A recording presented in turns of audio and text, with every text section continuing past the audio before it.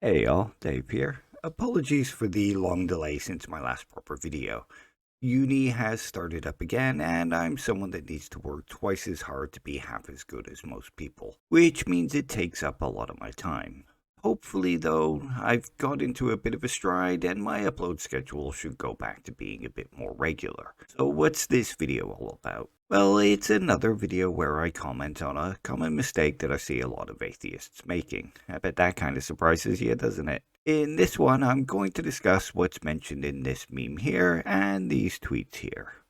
It's the idea that you can't disprove something unless it has already been proven.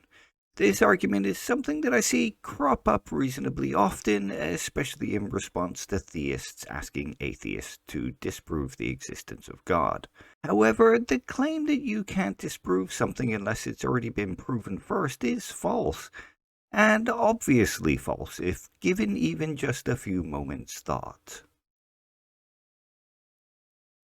The first place to start, of course, is with what it means to prove something. And of course, the best way to start with something like this is with a definition. So let's head on over to the Merriam-Webster dictionary first.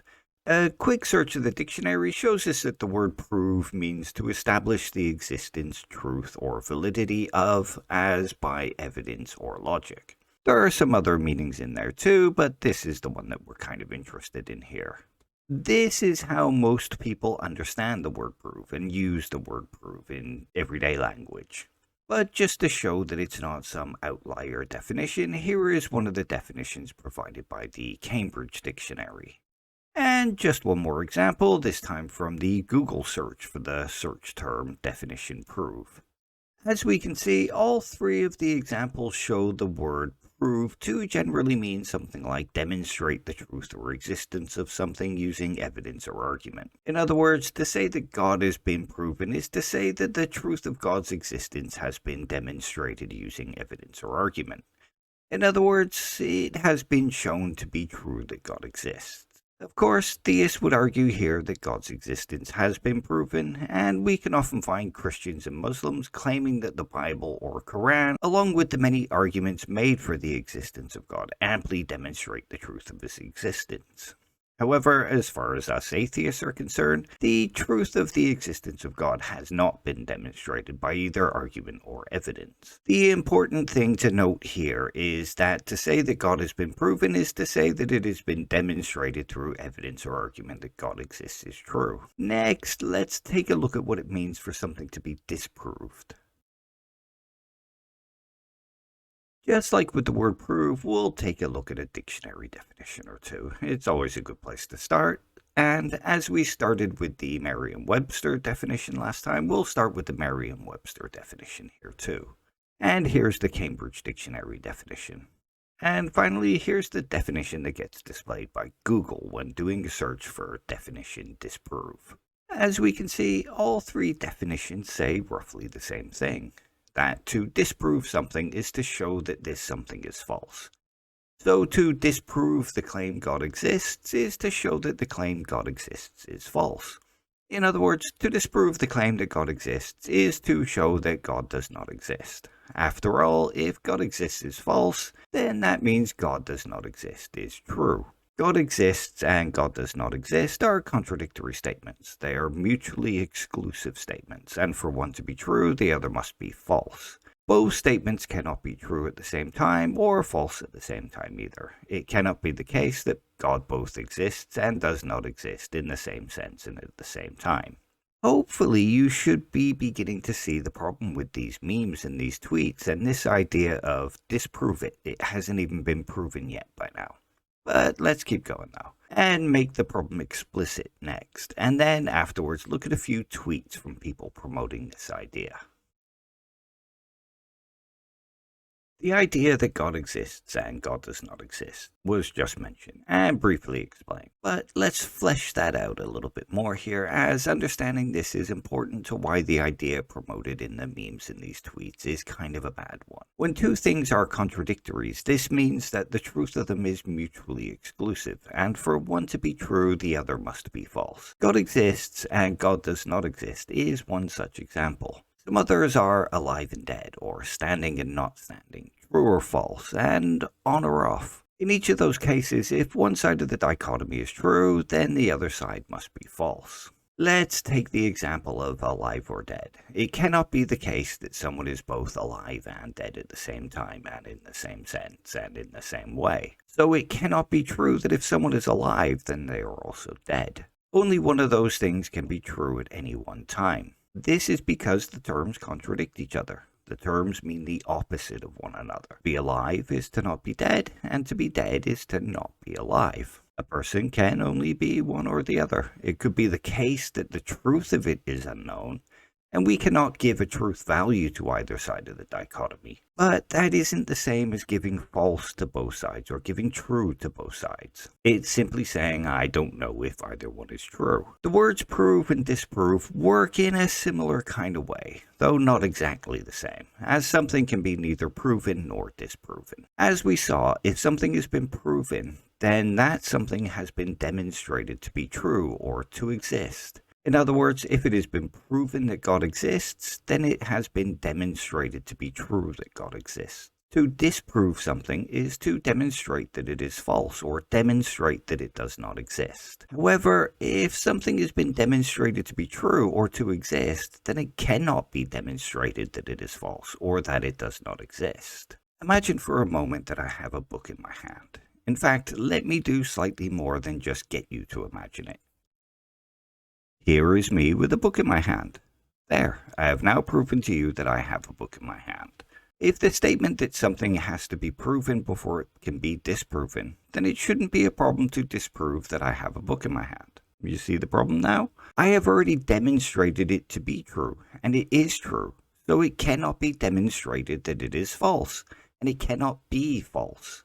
It cannot be the case that I both have a book in my hand and do not have a book in my hand in the same sense and in the same way and at the same time. You cannot disprove something that has been demonstrated to be true and actually is true.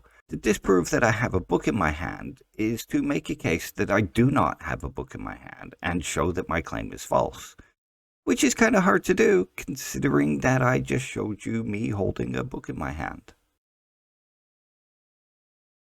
We could cast doubt on the idea that I do have a book in my hand, of course. The evidence I provided could be attacked from various angles. For example, it could be argued that the video of me holding a book in my hand was doctored in some way, and the book was added digitally during the editing process. Reasons to be skeptical of my claim and my evidence could be provided. The argument and reasoning I use to lead to the conclusion that I have a book in my hand could be attacked also. There are several ways to instill skepticism that I have a book in my hand. However, none of that would be disproving that I have a book in my hand. Casting doubt on a claim is not the same as showing that claim to be false, which is what disproving a claim is, showing the claim to be false. Going back to the claim of the video in the editing process, in order to disprove my claim, rather than just cast doubt on it, you would need to demonstrate that it had been doctored. Evidence for the doctoring would need to be provided in order to demonstrate that I had no book in my hand in the video, which in turn would show that I hadn't actually proven that there was a book in my hand. But so long as it's true that I had a book in my hand, then you could not disprove that I had a book in my hand. You could cast doubts on it, or you could get people to believe a falsehood, but you could not disprove that I had a book in my hand. We'll come back to this in a little bit, because understanding some other things will help us to understand this a little bit better. For now, let's look at some tweets that I found on the artist formerly known as Twitter. This first tweet was in response to a theist making the usual "you can't prove God doesn't exist" kind of tweet. There were plenty of responses from atheists about burden of proof, burden shifting, and that kind of thing. I won't bother addressing the idea of burden shifting and burden of proof here. Maybe sometime in a future video if anyone wants that. I do have a video briefly discussing the fallacy if any of you wants to check it out. I'll leave a link in the description for anyone that wants to actually go and have a look. There were a few of these kinds of tweets though, and I've chosen this one mostly at random and mostly out of laziness. Basically, it was the first one that explicitly stated it. As we can see, this person was claiming that it's not possible to disprove something that hasn't been proven yet. The simplest answer here is what has already been presented in the video, that if something has been proven, it has already been shown to be true. As disproving it means to show that it is false, then the fact that it has been proven means that it can't be disproven. As stated, we could cast doubt on it, and we could convince people not to believe that truth, but we couldn't actually disprove it. There is a way that we could disprove it, and I'll get to that in a little bit. But let's focus on the idea that you can't disprove something that hasn't been proven here, though. We'll do that by considering a simple claim. The claim that the sun has suddenly and instantly extinguished. Imagine I claim now that the sun has instantly extinguished. It's a pretty simple claim. When I mention it, we can still see the sun in the sky. When you point that out, I mention that it takes just over 8 minutes for the light to reach the Earth from the sun. So of course we can still see the sun in the sky. But you'll see soon, the sun suddenly and instantly extinguished. You say, okay, I'll set a timer on my watch for 10 minutes and then we'll see what happens. After 10 minutes, the timer goes off and hey presto, the sun is still in the sky. Now I say that maybe it'll take just a little bit longer to see the effect, so we set a timer for an hour. After that hour, the sun is still in the sky. Not only has it not been proven that the sun instantly extinguished, but we have disproven it. After all, if the sun had immediately extinguished and the light takes roughly 8 minutes to reach the Earth from the sun, then waiting 70 minutes is pretty good evidence that it hasn't. I could keep repeating any minute now, you just have to wait, of course. But the claim has already been disproven for all intents and purposes. The longer we wait, the more the claim has been disproven. If the sun suddenly disappeared from our sky and all went dark, then the claim would have been proven and we would not be able to disprove it. We could further prove it, but we could not disprove it. Well, apart from in certain circumstances, as I mentioned previously, and as will be discussed later. For now, though, let's look at another tweet. In this second tweet, we see a roughly similar claim, though this time with the caveat of it needing to be proven scientifically first. However, that seems to be a clearly faulty claim. Ignoring the Popperian idea that science is not in the business of proving things, let's take a look at the claim using the example of the sun immediately and instantly extinguishing previously mentioned. We've already seen how simply waiting for time to pass will show us that the event did not happen, though the one making the claim could simply keep repeating any time now in the hopes that they eventually get it right. But what about asking them to prove it scientifically? That would obviously be a great way to check whether the sun had immediately and instantly extinguished. Science gives us many ways to study the sun. As stated by UCAR here, the sun can be studied using a fleet of satellites that orbit the Earth. These satellites allow us to gather clear images of the sun, along with some ground-based instruments. We could easily check to see if the sun had extinguished. Of course, this would be beyond the means of people like you and I. But it would be pretty big news in science if they found that the sun had suddenly extinguished, as well as all over the Earth shortly after, I would imagine. If scientists had found the sun immediately extinguished, then how would we go about disproving that? Science had already shown it to be the case. Ignoring the fact that we probably wouldn't survive much longer in order to disprove it, how would we go about disproving it? We could use science and observations to disprove it, but science and observations would agree with what has just been proven. There simply would be no way to disprove it or show it to be false if it had been scientifically proven. However, what we could do is disprove it scientifically. Through the use of the instruments that we use to study the sun, we could take a look and see that the sun had not immediately extinguished. The instruments could be checked, and we could see that it's basically business as usual as far as the sun goes. The data would show us that the sun is still doing what it does, and that the claim that it had immediately and instantly extinguished was false. In other words, it would disprove the claim that the sun had immediately and instantly extinguished. Of course, there will be those who argue here that we have not actually disproved the sun had immediately and instantly extinguished. What we did instead was prove that it was still business as usual as far as the sun goes. This is something I've seen happen myself with other arguments, so let's quickly address that before moving on to our final tweets. Consider first the idea that the experiment was supposed to prove that the sun had instantly and immediately extinguished. Experiments were performed, and we failed to prove that the sun had done this.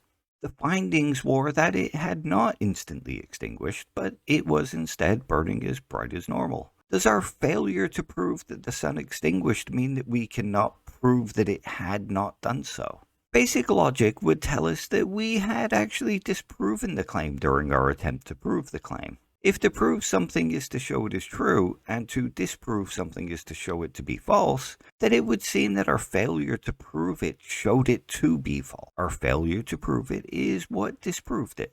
How so? Well, the sun has either extinguished or it has not extinguished. If it has not extinguished, then the statement the sun has extinguished is false, and the statement the sun has not extinguished is true. There is no third option. At least not in an ontological sense, and not according to the law of excluded middle. The sun has extinguished and the sun has not extinguished are contradictory statements. Only one of those can be true at any one time. So if the sun has not extinguished is true, then its contradictory can only be false. The sun has not extinguished and the sun has extinguished cannot be true at the same time and cannot both be false at the same time. So this means that even if someone is to argue that you did not disprove the sun had extinguished, you proved the sun had not extinguished. That simple act of proving the sun had not extinguished disproves the claim that the sun had extinguished. By proving one true, you disprove the other true. It's simple and very basic logic. The only reason to argue that proving one doesn't count as disproving the other is if you are holding on to the claim that something needs to be proven to be disproven in an ideological manner, where the claim that something needs to be proven to be disproven is more important than whether or not that is actually true. Anyway, let's move on to the final tweet. So this one is a little different, as you can see. This one talks about the idea that you can't disprove a negative, which is something that you don't really see every day. Normally what gets thrown out is the idea that you can't prove a negative, which I get the feeling is what this person was aiming at, as they go on to give an example of proving a negative, i.e. proving God does not exist. The claim is that God would have to be proven to exist before they could try to disprove it, so proving a negative, but with the added element of you have to prove something before it can be disproven. I already have a video from a while back where I discussed the claim that you can't prove a negative. This one gets thrown around a lot, and is a pretty common error made by a lot of atheists and skeptics. If you want to look into the idea that you can't prove a negative a little bit further, then the link to my previous video will be in the description. But just for a bit of fun, let's have a look at the idea that you can't disprove a negative with a pretty simple syllogism. Premise 1. If the creator of this video does not exist, then this video would not exist. Premise 2, this video exists. Conclusion, therefore the creator of this video exists. See? A negative disproven pretty simply. Not only is the syllogism proof, but the video you're watching is empirical evidence that the claim I do not exist is false. You can also examine the claim further to further disprove the negative claim that I do not exist. So you can disprove a negative, just as you can prove a negative. There are negatives that can't be proven or disproven, of course, but as a general rule, it's false. All the other things previously mentioned in this video also apply to this tweet when it comes to needing to prove something before disproving it. Anyway, those 3 tweets show some of the pretty common ideas surrounding this claim, and why the claim that you can't disprove something without proving it first fails. Before wrapping this up though, I just want to touch on something I mentioned previously. It seems pretty clear from everything that's been said that you can't disprove something that has already been proven. You can only disprove something that has not been proven. However, I did mention that there was a way where this claim actually does hold up. So let's touch on that quickly. There are plenty of times where something has been proven to be true, and then later someone has gone on to disprove that claim. We've seen this happen in court cases, where someone has been convicted to life in prison based on the evidence, and then that conviction later overturned. Usually because of things like the evidence being faulty, or some key piece of evidence being excluded, or some new evidence was found. If we look through history, we'll see plenty of things where something was proven and then later on disproven. Technically speaking, though, what this means is that it was never really proven in the first place. If to prove something is to show it to be true, and that thing was never true to begin with, then it could not have been proven. The only reason people were able to disprove these things is because it was never actually proven to begin with. The thing that was claimed to be true was actually false. Instead of being proven, what actually occurred was that we accepted a falsehood as truth based on faulty reasoning and faulty evidence, and then claimed it to be proven. Anyway, this video has gone on for a while now, so let's wrap this up.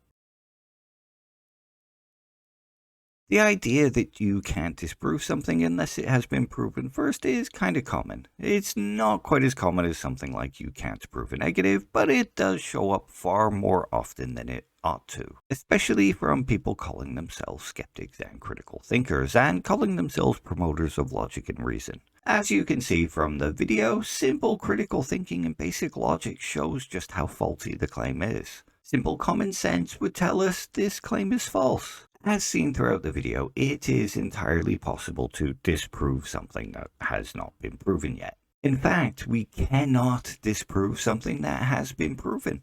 We saw earlier in the video that to prove something means to show that it is true, and to disprove something is to show that it is false. Meaning that once something has been proven or shown to be true, you cannot disprove it or show it to be false. If I prove the moon exists, or that the earth is not flat, then you cannot disprove that the moon exists, or disprove that the earth is not flat. It cannot be false that the moon exists if it is true that the moon exists, and it cannot be false that the earth is not flat if it is true that the earth is not flat. I did mention that there are times when we can disprove something that has been proven, though, such as court cases and guilty verdicts being overturned. However, this isn't actually a case of disproving something that has been proven, not as such. These are cases of disproving something that was never proven to begin with. Proving something is to show that it is true, and the person was never guilty to begin with, then it could not have been proven that they were guilty. The only reason that the case was able to be disproven